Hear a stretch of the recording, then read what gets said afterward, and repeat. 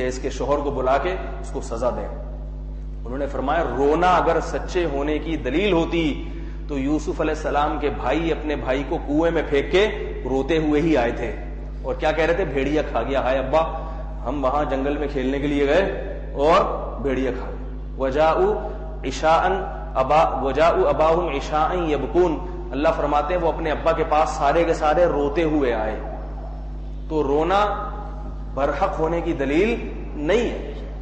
آپ کو بھی موقع ملے گا میاں بیوی کے معاملات میں تصفیے کا، تو اس میں جو زیادہ رو رہا ہے اس کے حق میں فیصلہ نہ کیا کریں.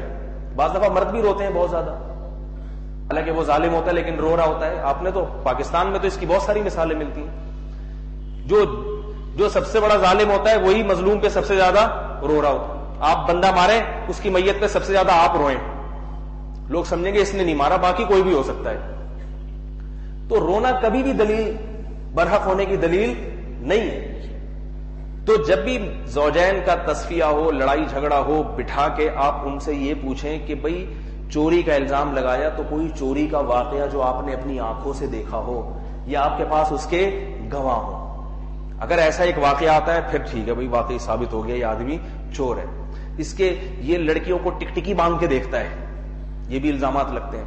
تو مثال کے طور پر آپ نے کہاں دیکھا، کب دیکھا؟ جی فلم دیکھ رہا تھا. تو فلم دیکھنا ایک الگ چیز ہے، وہ بھی غلط ہے، لیکن الزام پھر فلم ہی کا لگنا چاہیے نا. فلمیں دیکھتا ہے تو وہ کہہ دے گا بھائی یہ تو ہم شروع سے دیکھتے آ رہے ہیں، یہ بھی دیکھتی ہے میں بھی دیکھتا ہوں. لیکن وہ فلمیں دیکھنے کے الزام کو فٹ کس پہ کیا ہے؟